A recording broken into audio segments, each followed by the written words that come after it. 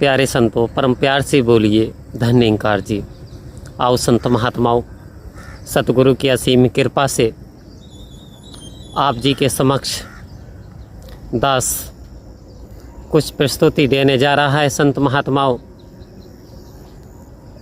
कि देखिए, संत महात्माओं ने बता दिया संतों कि ये जो 5 चोर हैं, इसमें सबसे ज़्यादा खतरनाक और सभी का कह सकते हैं सरदार काम, क्रोध, मोह, लोभ, अहंकार कैसे हमारे जीवन का पतन कर देते हैं, कैसे हमारे जीवन को गर्त की ओर ले जाते हैं, कैसे इंसान की उन्नति को अवनति में बदल देते हैं।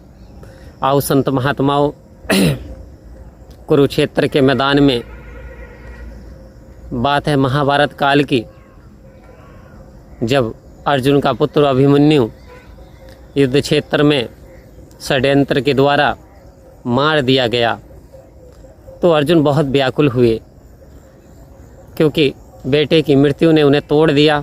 बहुत गमगीन हुए, व्याकुल हुए और यही कहते थे कि अभी मेरे बेटे की मृत्यु थी ही नहीं, अभी तो उसे बहुत जीना था, उसे तो षड्यंत्र के द्वारा मार दिया गया है। संत महात्माओं, मन बड़ा विचित्र रहता था, बड़े दुख में रहते थे, गमगीन रहते थे। भगवान कृष्ण ने समझाया, अर्जुन जो चला गया उसके लिए दुख नहीं करना चाहिए, शोक नहीं करना चाहिए। वो कहते, प्रभु नहीं, मेरा बेटा तो अभी जाना नहीं था, उसे तो धोखे से मार दिया गया है। तो भगवान कृष्ण कहते हैं, जो इस संसार में आया है उसे जाना तो पड़ेगा ही। एक दिन जिसने जन्म लिया है उसकी मृत्यु भी होना शाश्वत निश्चय है, यही तो प्रकृति का नियम है। लेकिन अर्जुन इतने से संतुष्ट नहीं होते और कहते हैं, प्रभु मेरा मन बड़ा व्याकुल हो रहा है, मेरे मन में बड़ा मोह उत्पन्न हो रहा है, काश एक बार मैं अपने पुत्र से मिल पाता।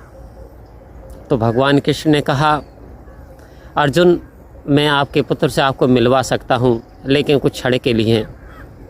कहते हैं संभव है? जी बोले संभव है। पहले तो आप इस बात की दुखी छोड़ दो कि वो परेशान इस तरीके से, वो तो स्वर्ग में आनंद ले रहा है।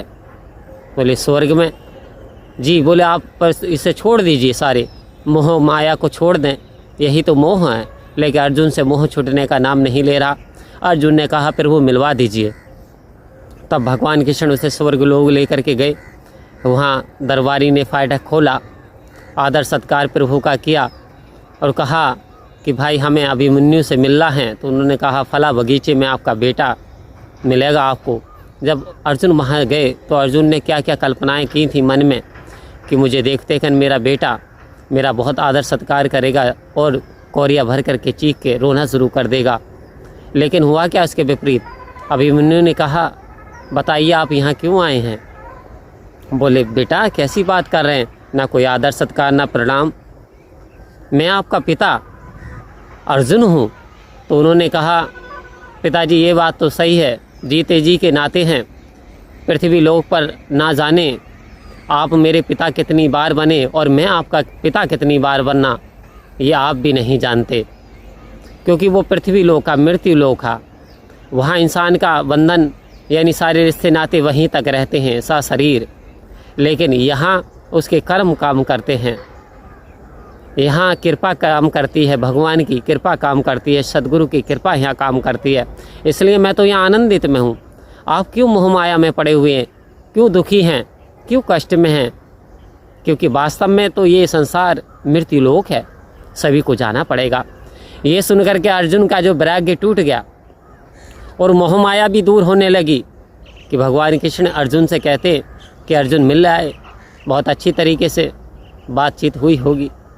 नीचे को सर डाल लेते हैं, कहते प्रभु आप सही कह रहे थे, अभिमन्यु ने तो मुझे पहचानने से ही इनकार कर दिया और अजीब सी बातें कर रहा था।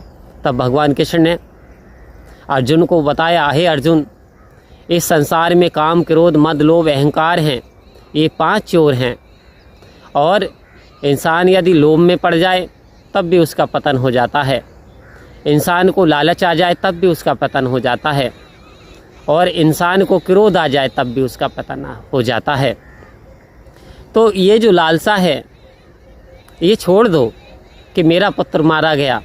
यहाँ कोई किसी का पुत्र नहीं है, सबने संसारिक रिश्ते नाते निभाने हैं और निभा करके चले जाना है।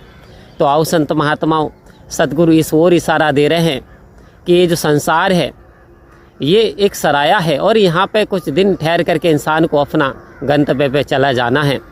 और कहा कि वस्तु जग की शोभा जग में रहेगी, काम ना अंत ना तेरे आएगी। जग की वस्तु रहेगी जग में, काम ना तेरे आएगी। तो आओ संत महात्मा, ऐसी कौन सी दात है जो हमारे मृत्यु उपरांत भी काम आती है, जो हमारे जीते जी भी काम आती है। कहते हैं यदि ये पार ब्रह्म परमात्मा का ज्ञान, ब्रह्म ज्ञान इंसान के हिस्से में आ जाए तो उसका जीवन सरल सुहेला बन जाता है और वास्तव में वो मोक्ष का अधिकारी हो जाता है और आवागमन के बंधन से वो मुक्त हो जाता है।